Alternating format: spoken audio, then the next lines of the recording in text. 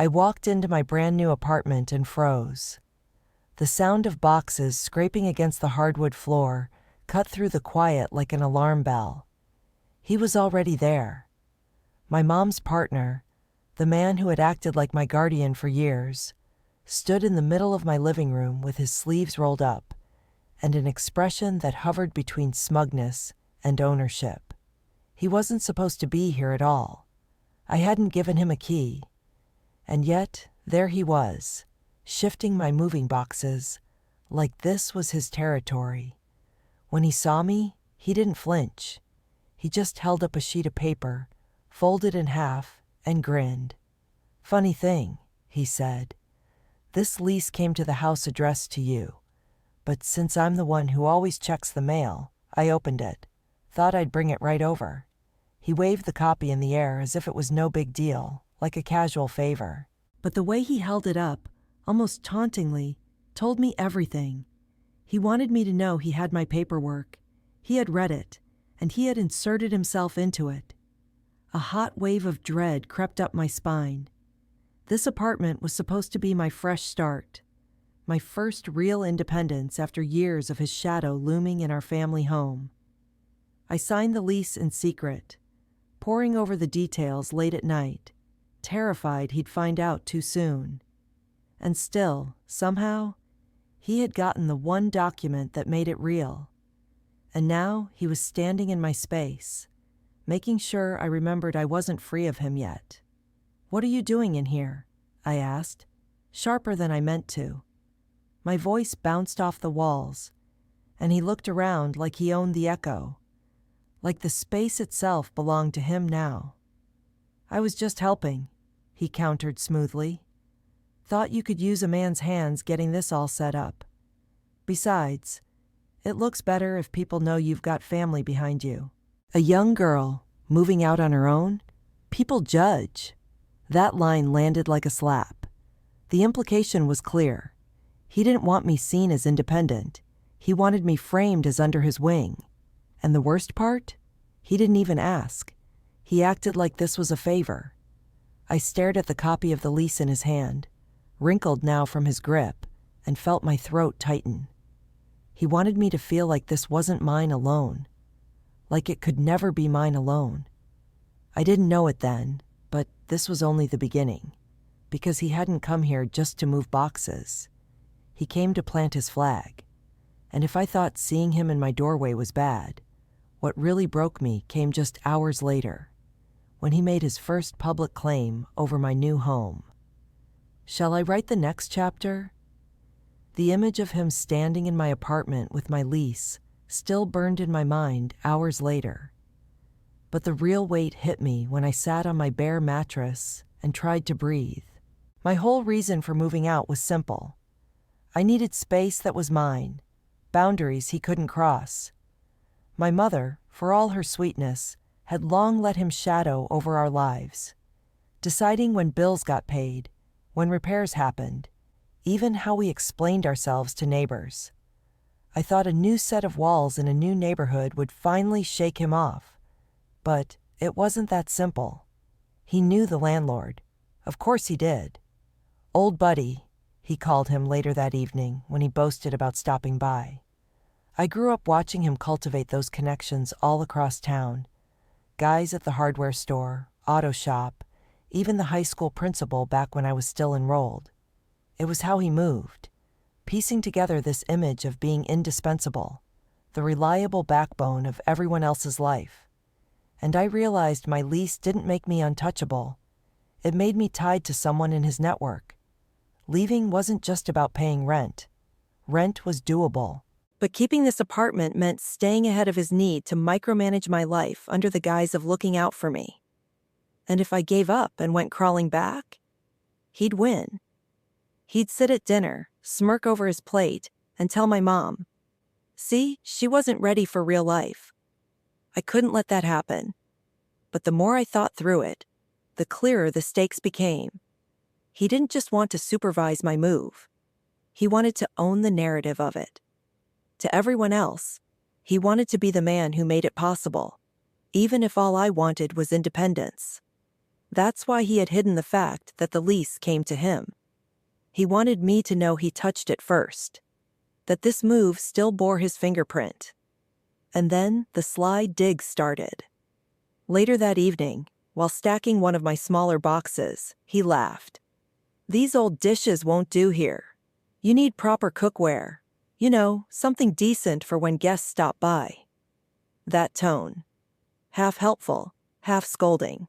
I brushed it off, but inside, I felt that familiar tightening. If I didn't stand up soon, this apartment would turn into his project. And if you think that was a small thing, wait until you hear what he did with the furniture. Shall I write the next chapter? The next morning, I walked into the apartment after grabbing coffee, and my stomach dropped. In the middle of my small living room, where I had imagined a cozy secondhand couch and maybe a rug, sat his heavy oak sideboard, the one from the house I'd just left behind. It was bulky, scratched from years of his beer mugs, and utterly wrong for my space. But there it was, planted like a monument to his presence. I nearly dropped the coffee cup from rage. "What is this doing here?" I demanded. He turned from the kitchen, casually unpacking my plates as if they were his. "Relax, you'll thank me. Every apartment needs a statement piece. People walk in, they see real wood, not junk. Makes you look respectable." Respectable. That word again. His obsession with how I appeared to outsiders. My wishing for a clean, light apartment where everything represented me didn't matter. He wanted to curate my life like I was another extension of him. But it wasn't just the sideboard. When I checked my phone later, I noticed an email from the Wi-Fi provider confirming installation. Only the contract was in his name, not mine. He'd apparently arranged it while I was out, using my address. When I confronted him, he smiled like I was overreacting. "It's easier this way. Credit checks, deposits. You don't need that hassle. You can just pay me." Those were tiny things on the surface. A piece of furniture, a Wi-Fi account. But if you've ever lived under someone's thumb, you know those little hooks are how they reel you back in. Suddenly, my independence looked more like a room he decorated, on a network he controlled, with paperwork he received before me. I tried to argue, but he twisted it into a guilt trip. "All I'm doing is helping, and you make it sound like a crime. Your mom's worried you'll screw things up, and here I am, making it easier. But sure, throw your tantrums." He knew which words to use. He always did. He didn't call me childish directly, but tantrum, helping, worried, words dressed as concern, but loaded with power. It wasn't a crime, he said. No, but it was a message. I could move out, but I would still be under him. I swallowed that rage, because if I lost my cool, he'd file me neatly into his story of an ungrateful daughter. But deep down I started thinking, maybe keeping quiet was exactly what let him rewrite every boundary. And then came the first time he truly crossed the line in public. The moment neighbors would see me not as independent, but as his accessory. Shall I write the next chapter? That weekend, I decided to hold a quiet meet and greet in the building's common courtyard. Nothing fancy, just some coffee, cookies, and a chance for the neighbors to see my face instead of a closed door. I wanted to plant myself here, to say, this is my place. I even rehearsed how I'd introduce myself. Fresh start, new tenant, nothing more complicated than that. But of course, he came. He insisted he was just dropping off some folding chairs, and before I could stop him, he was in the middle of it, commandeering introductions. I'll never forget the exact words he used. One of the neighbors, a middle-aged woman with a friendly smile, asked him lightly, "Oh, are you helping your daughter set up?" And he laughed, that self-satisfied, patronizing laugh, before correcting her. "Not helping. I'm basically her landlord." Then he clapped a heavy hand on my shoulder so hard, it almost made me spill the tray of cookies. The air shifted in that moment. You know how you can feel people's perception tilt, even without them speaking? That's what happened. My neighbors' smiles stayed polite, but I saw it flicker in their eyes. The assumption that I wasn't fully independent, that this place wasn't mine, but somehow rented privilege he bestowed on me. I could barely even form words. I stammered. Actually, the lease is in my name, but he bulldozed right over it, joking about how these kids didn't understand what they were signing without adult supervision. Adult supervision. He said it loud enough for everyone to hear, like I was a reckless teenager instead of a woman who had been planning this move for months. Inside, shame burned hotter than anger, because he knew exactly what he was doing. He had turned my night, my moment of new beginnings, into another chapter of his story. Him, the provider. Me, the dependent girl blessed by his guidance. And now everyone here believed it. When the neighbors began drifting away, politely saying goodnight, one leaned toward me and whispered sympathetically, "It's nice your dad looks out for you like that." My chest caved in at the word dad. He wasn't my father, never had been, yet somehow he had just claimed that role out loud in front of witnesses. On the walk back upstairs, I didn't speak. I just carried the chairs mechanically while he hummed, perfectly pleased with himself. But the thing is, humiliation hardens into resolve. That night, as I lay there replaying his words, I decided there was no way I was going to let him keep control of this story. And so the next day, I tried my first plan to push him out of my lease and reassert myself. Except what I thought was a reasonable fix ended up backfiring in the worst way possible. Shall I write the next chapter? The very next morning, I marched straight to the landlord's office. My hands were clammy from nerves, but I had rehearsed everything I was going to say on the walk over. I'd explain politely, firmly, that my lease was in my name alone, and that I wanted to ensure all communications regarding the apartment came directly to me, not anyone else. It was simple, reasonable. Who could argue with that? The landlord, Mr. K, greeted me warmly at first, but before I had even finished my prepared speech, he held up a hand. "Oh, no need to worry. Your father already told me everything." That sentence hit me like a gut punch. My father? I froze, then scrambled. He's not my father. I signed the lease myself. Mr. K chuckled gently, like I was just over-explaining. Of course. But he mentioned he's overseeing payments and logistics for you. Said to loop him in if anything important came up so you don't get overwhelmed. Honestly, it's good to see a family man looking out for his kid.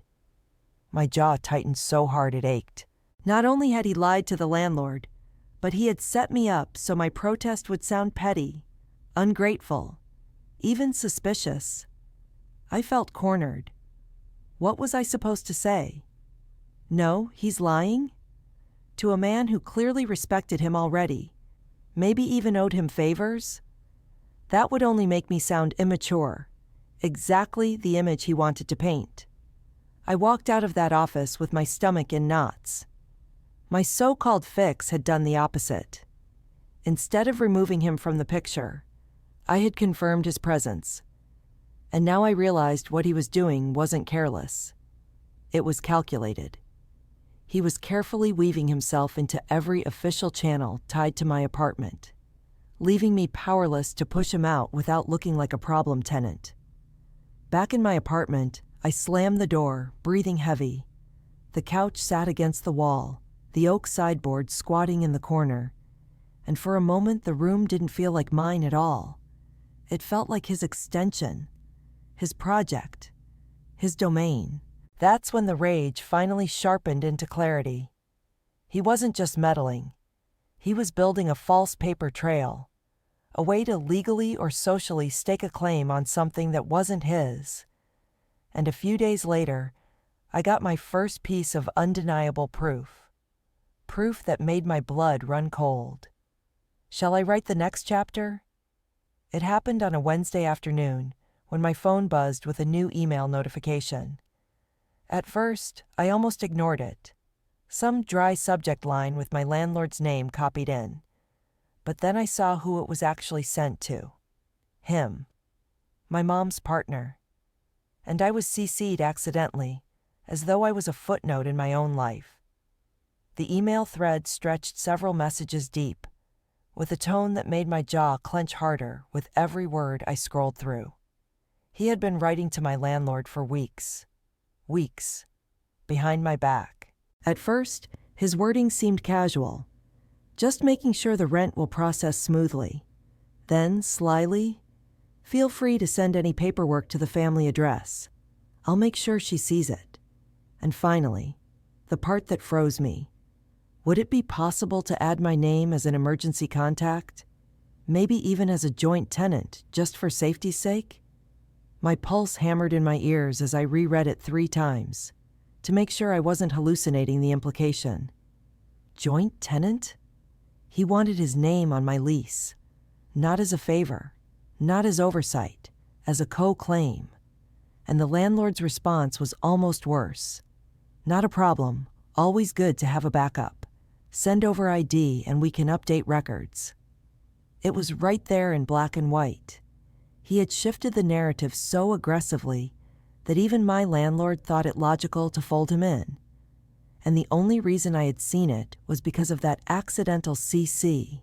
If he realized his slip, he'd probably double down, and I would have no idea what else he was arranging without me ever knowing. My knees went weak. I sat down hard on the edge of my bed, laptop glowing like a spotlight on my shaking hands. He was trying to steal my independence letter by letter, email by email, until one day I'd wake up and realize the apartment wasn't mine anymore. And in that moment, a thought as sharp as glass cut through me. If I didn't act now, he would succeed.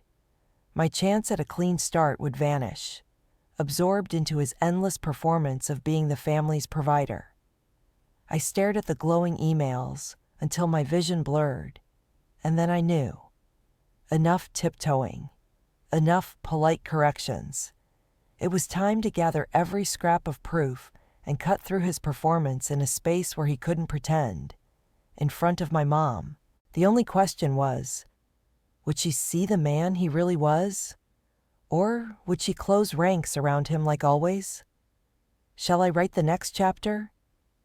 I couldn't stop shaking as I printed the emails, one by one, watching the ink crawl across the paper like evidence in a courtroom. I slid each sheet into a folder, my hands trembling so hard the pages nearly slipped out. I'd lived under his shadow long enough to know that if I confronted him alone, he would twist it, mock my anger until I doubted myself. But in front of my mother, he wouldn't be able to perform without cracks showing, and she would have to choose, me or the man rewriting my life. That night, I invited them both to dinner at my apartment. I cooked pasta, the one dish my mother always said made her feel at home, trying to steady my nerves by focusing on the sauce simmering.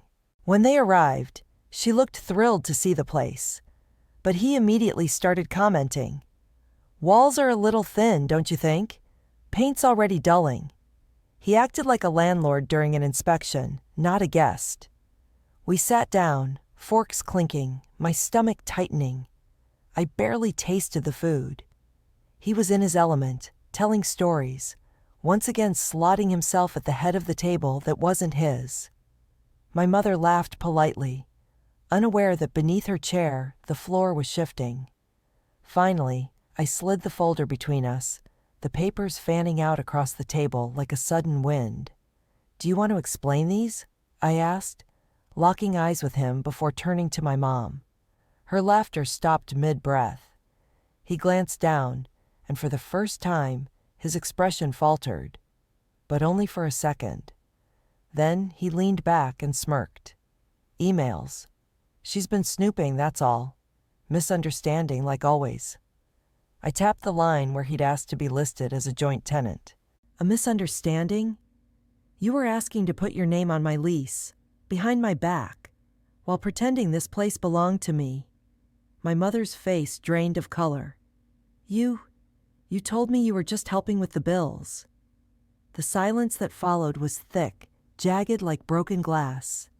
For years, I had dreamed of him being exposed, but standing in the moment, I felt the weight of how badly he'd prepared his story. He scrambled to salvage control, launching into a rant about how naive I was, how landlords could take advantage, how he was just shielding me from mistakes. But all I could think was, finally, I wasn't the only one seeing the script. My mom's eyes flicked between his arrogance and my evidence, her hands tightening around her fork. Still, I knew this wasn't enough. Evidence alone never stopped him before. What broke him was when people finally stopped believing his script. And at that table, it was still a coin toss which way my mother would fall. And what came next? His explosion, his inability to hold the mask in front of my mother, was the very crack I had been waiting for. Shall I write the next chapter? He slammed his palm on the table so hard my water glass tipped, sending a thin stream across the wood and soaking one of the printed emails. My mom flinched. That tiny movement broke the rhythm of his confidence. He was used to her looking at him with admiration, not fear. "You think you're so clever, don't you?" he barked at me, chest heaving, digging through emails, twisting my words. "Do you even realize how ungrateful you sound? Without me, you wouldn't have a roof over your head. You'd crumble in a month. And this?" He snatched one of the pages, waving it in the air. "Was me making sure you don't embarrass yourself." My mom's fork clattered against her plate. "Embarrass herself? You told the landlord you were a tenant. You introduced yourself as her landlord at that party. You've been lying. And not just to strangers. To me." Her voice cracked, and for the first time in years, she wasn't in step with him. That's when the mask finally shattered. His nostrils flared, his neck reddened, and he exploded. "Do you want people thinking she's alone? A young woman, no backup, no protection? Do you know what that makes me look like? That I can't even take care of my own household? People respect me because I put order in this family. And now she's trying to rip that away because, what, she got a lease?" The words tumbled out unpolished, raw, and in his fury, he revealed the truth. This wasn't about my safety, or my bills, or my credit score. It was about him, about his image, about how he looked to the landlord, to the neighbors, to anyone who might assume he wasn't the man in control. I leaned across the table, my voice steady even as my chest hammered. "So it was never about me. It was always about your reputation, about you needing everyone to think you're the provider." The silence that followed was different this time. He couldn't spin it, because he'd just said it himself. And my mom was staring at him with eyes I hadn't seen in years. Wide open, disbelieving, hurt. He shoved back his chair, metal legs screeching. "You know what? If you don't want my support, fine. Don't come asking me for help when it all collapses." And then he stormed out, slamming the door so hard the walls shook. I was left clenching the damp papers in my hand, my mom trembling across from me. The fallout had started the second he walked out that door. And what came in the following days turned my quiet independence into a full-blown war. Shall I write the next chapter? The fallout was immediate. The very next morning, I woke to a string of messages in the family group chat, all from him, paragraphs long. They weren't written to me. They were written about me, crafted for my mom and the extended family, who barely even knew the truth. She doesn't appreciate anything. I tried to protect her from messing up, but she threw it back in my face. Can you imagine how embarrassed I was in front of neighbors and the landlord? She wants to act grown, but makes reckless decisions that affect us all. She needs guidance, not attitude. And then the kicker. If she doesn't want me involved, fine. But don't expect me to keep the family's good name intact when she's dragging it down. There it was in plain sight. His reversal strategy. He'd flipped the confrontation into a performance of victimhood, broadcasting to anyone who would listen that I was selfish, dramatic, ungrateful. The exact script he always leaned on. But this time was different. My mom stayed silent in the chat. Normally, she would chime in, soothe him, play peacekeeper. This time, nothing. The void of her silence made his messages look even louder, more desperate. Still, the damage rippled outside the group chat. A neighbor I'd met in the courtyard avoided eye contact when we passed each other in the hallway. Another casually asked, "Everything okay with your dad?" He seemed upset. The illusion he'd spun was sticking, whether I liked it or not. Inside, my apartment felt toxic, like his fingerprints lingered on every surface. The oak sideboard glared at me from the corner, a mocking symbol of his claim. For a moment, I considered dragging it to the curb just to breathe again. But some part of me knew the real battle wasn't over furniture. It was about the story. Who got to write it? Who got to define me in the eyes of others? That night, I sat down again with the printed emails and my copy of the lease. This wasn't just about proving what he did. It was about stripping away the performance. He had built a facade his whole life. Provider, protector, indispensable family man. And now, because of one accidental CC, I had the one thing that could pierce it. But exposing him publicly would come at a cost. I could burn what was left of his hold, but I risked making my mom choose sides once and for all. And if she chose him, I'd be on my own for real. Not just in this apartment, but in family. I stared at the evidence scattered across my bed and felt the moment crystallize. No more waiting, no more polite disapproval. Tomorrow, I would bring this fight out in the open. The only question was, would the people who always believed him finally see the truth? Or would I be discarded as the villain of his script? Shall I write the next chapter? The next evening, I asked my mom to come over again. Just her. No noise, no performance. I tidied the apartment furiously, the nervous energy buzzing through me, every object suddenly symbolic. The sideboard in the corner, the Wi-Fi router blinking with his name on the bill, the prints of those emails still resting on the table. This wasn't just a dinner anymore. This was a confrontation, one I couldn't back out of. When she arrived, she looked worn down, eyes shadowed, like she hadn't slept since the blow-up. She set a bag of groceries on the counter without a word. For a moment it felt almost normal, like she just wanted to play mom, stock my fridge, avoid the storm brewing between us. But I couldn't. "Mom," I said quietly, "I need you to see all of this." I pulled out the folder again, sliding the evidence across the table. The emails where he called himself my landlord, the request to be added to the lease, the confirmation from Mr. K that he'd accept him as a joint tenant. She picked up a page, read it slowly, the sound of the paper crackling under her trembling fingers. "Why would he do this?" she whispered, almost to herself. "Because everything for him is about how he looks," I told her firmly. "It's not about me. It's not about helping. It's about image. He wants people to see him as the man holding all the strings." She set the paper down like it burned. I saw the battle in her eyes. Loyalty that had kept her tethered to him for years, clashing with the proof right in front of her. "You don't know how it's been," she said softly. He makes himself sound so reasonable. I wanted to believe he was doing it for us. For you." Hearing that made something in me ache, because I knew she wasn't just talking about the lease.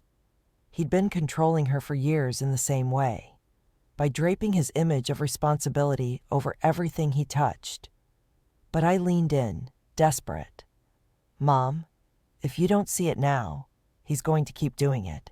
He'll put his name on everything that's mine until he's officially the one holding the keys. That's not protection. That's ownership." The silence after my words was brutal, thick, suffocating. She pressed her hands to her temples, shaking her head. I don't know if I can hold this family together if you two are at war. And that, the old reflex, was the last card in his deck. He survived by making her believe family unity was more important than truth. I reached for her hand, grounding my voice. Maybe the family shouldn't be held together by someone who lies to both of us. Her eyes flicked to mine, wet but sharp. And before she could respond, my phone buzzed on the counter. When I glanced, my breath caught. A message from the landlord himself, asking me to confirm whether it was true that my father would be paying the rent directly. He wasn't finished yet. Shall I write the next chapter? My stomach dropped when I read the landlord's message. It was short, almost casual, but it carried a knife edge. Can you confirm your father will be handling the rent directly starting this month? Just want to update my records. I shoved the phone toward my mom. Do you see? He's still at it, even after everything we talked about. Her face went pale, her fingers tightening around the device. But we talked about it last night. He promised he'd step back. She said it so softly, like repeating it might make it true. That was the breaking point for me. My throat burned as I said it out loud. He's never going to step back. The only way this ends is if we stop letting him rewrite the story. I pulled up the entire thread on my phone, scrolling to show her the dates, the tone, the landlord's replies. The proof was damning. He hadn't slipped. He was systematically building the illusion that this was his apartment, that I was a child under his oversight. It was a paper trail form of theft, creeping in line by line. For years, my mom had told me, just go along, don't stir things up. It's not worth the fight. But even she couldn't argue anymore. She pressed her trembling hand to her mouth. I can't believe he'd go this far. I looked at her with a fury sharpened by grief. This is what I've been trying to tell you. This isn't love. It's control. He doesn't care how much he humiliates me, as long as he gets to look like the man in charge. At that, something finally cracked in her. She didn't lash back, didn't make excuses. She just sat there, silent, staring at the evidence until her face hardened. A shift. Small, almost imperceptible, but real. The same woman who had always rushed to soothe him was now staring into the ugly truth and not looking away. It terrified me and freed me at the same time. That night, I drafted a reply to the landlord, clear and blazing with courage I hadn't felt before. My lease is solely in my name. All communication and payments will come through me directly. No one else is authorized, no matter what you've been told. My hand shook when I hit send, but the moment I did, I felt like something snapped back into place. My voice, my authority. I didn't know yet how he would react, but deep down, I knew this was war. And when he found out I'd cut him out publicly, he would come for me, louder and harsher than ever. Shall I write the next chapter?